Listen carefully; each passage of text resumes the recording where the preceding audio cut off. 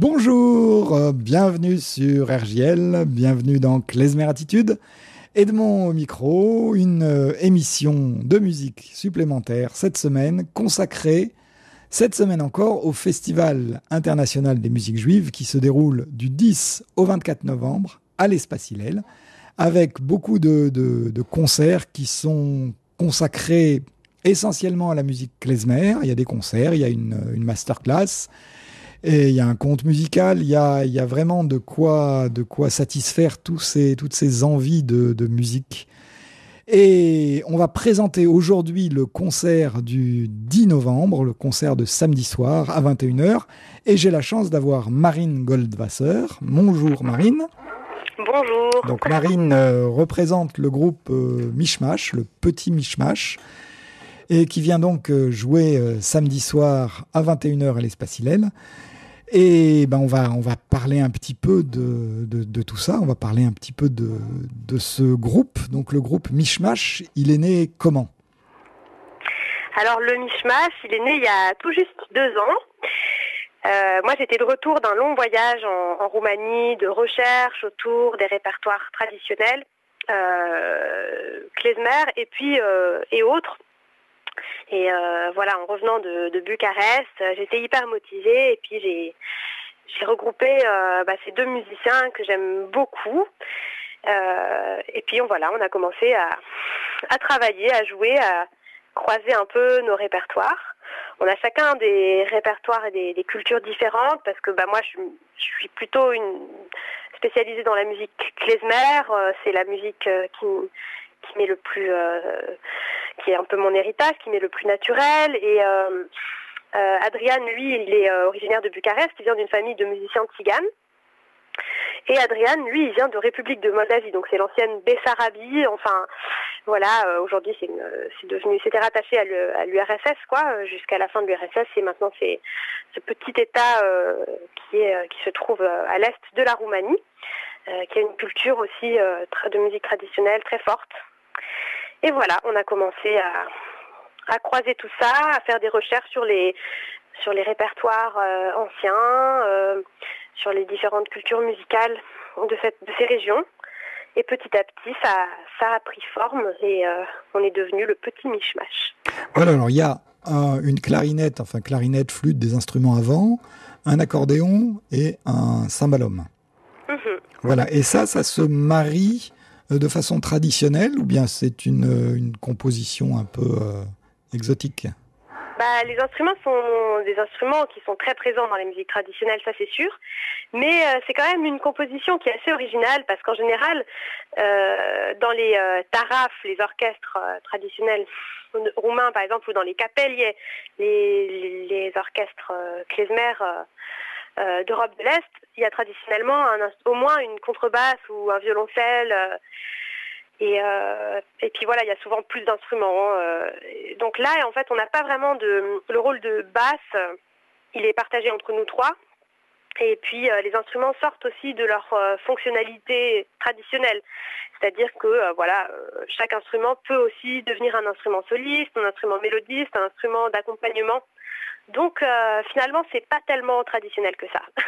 Oui, effectivement, et d'habitude dans ces orchestres qui sont plutôt des orchestres pour danser, il y a bien une percussion. Là, vous n'en avez pas ?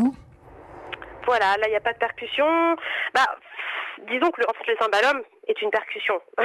Oui, c'est un instrument à percussion, mais qui fait des notes, quoi. Oui, mais en fait, il a ce rôle-là vraiment. Il a cette fonctionnalité-là. Donc, il y a quand même cette... de toute façon, on va le voir très vite. On va écouter un terkish, donc une danse. Et on voit que c'est très rythmé et que malgré l'absence de percussion, le résultat est tout à fait dansant. Donc on écoute, c'est tiré de votre album qui est sorti récemment, qui s'appelle Mélodie hébraïque. Voilà, on en parlera peut-être. Méditation hébraïque, pardon. Donc tiré de Méditation hébraïque, le terkish du Mishmash par le petit Mishmash.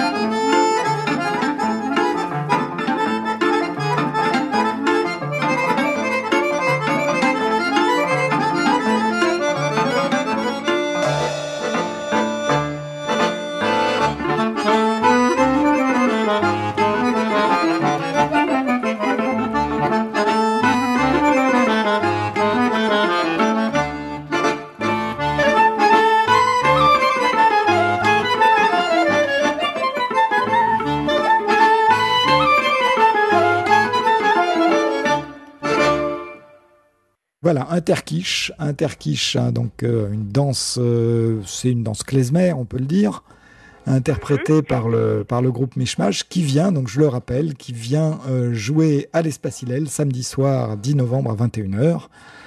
Et donc, j'ai Marine Goldwasser, qui est la soufflante du groupe. Voilà. Et Le terkish, c'est une danse, c'est effectivement, ça fait partie du répertoire traditionnel klezmer, mais comme son nom l'indique, c'est très influencé par la musique turque, et ça, c'est un des ça fait partie des répertoires qui montrent à quel point la musique klezmer est influencée et inspirée par tout un tas d'autres cultures musicales environnantes. Et voilà, ça c'est un exemple marquant parce qu'il y a vraiment l'identité, il y a vraiment plusieurs identités qu'on peut entendre dans ce morceau. Dans ce morceau. Et juste pour préciser, en fait, donc cet album Méditation hébraïque est sorti en mai dernier. On l'a enregistré pour Bayard Music, mais c'est pas tout à fait vraiment notre album. Notre premier album, lui, est en préparation. Il va sans doute sortir aussi chez Bayard, mais là, c'était plutôt une commande qu'ils nous ont faite. C'était un album qui avait pour vocation de faire découvrir les musiques juives au sens large à un public varié. Et on a répondu à cette demande, avec les musiciens du Mishmash et en étant libre de choisir les morceaux et de faire nos arrangements. Donc ça reste un album assez personnel, mais c'est pas notre premier album. Celui-ci sortira sans doute l'année prochaine, on espère. Bon, on vous réinvitera alors sur Klezmer Attitude pour en discuter. Alors on parlait d'influence turque sur la musique klezmer. Vous avez parlé tout à l'heure d'un voyage en Roumanie pour aller chercher les origines de ces musiques. Il y a un lien fort entre musique klezmer et musique roumaine? Il y a un lien très fort entre musique klezmer et musique roumaine. Ce lien, on pourrait le situer juste géographiquement en Moldavie. Cette zone qui a été appelée aussi Bessarabie, et qui faisait partie, il se trouvait au sud-est de la grande région du Yiddishland, de l'espace où il y avait une grande vie juive et beaucoup de shtetl, et particulièrement en Bessarabie se sont développés tout un tas de courants culturels. C'est une région où la littérature yiddish, aussi bien que le théâtre, que la musique, se sont énormément développés au XIXe siècle. Il y avait énormément d'échanges toujours entre les musiciens locaux et les musiciens tziganes, qui étaient les musiciens professionnels des musiques traditionnelles de l'époque, et les musiciens juifs qui jouaient ensemble, qui échangeaient, et donc la musique regorge de traces de ces échanges qu'on peut trouver en analysant un petit peu, et dans les deux sens d'ailleurs, autant dans les répertoires, par exemple aujourd'hui de fanfares de Moldavie, où on retrouve des airs qui sont attribués au répertoire de musique klezmer, que dans les répertoires de musique klezmer qui sont joués par exemple aux États-Unis aujourd'hui, mais qui en fait se trouvent être aussi des danses qui sont encore aujourd'hui jouées en Roumanie. Donc très bien. Les échanges sont très forts. Et donc on va écouter maintenant Donna Donna. Il y a un lien avec la musique roumaine ou pas du tout? Donna Donna, peut-être, sans doute, mais Donna Donna, c'est plutôt une chanson. C'est une chanson très connue qui a été interprétée par de très nombreux chanteurs. Oui, et dans plusieurs langues. Je ne sais pas s'il y a spécialement un lien avec la Roumanie, mais je suis sûre qu'on pourrait en trouver. Après, c'est sûr qu'on peut aussi trouver beaucoup d'influences et de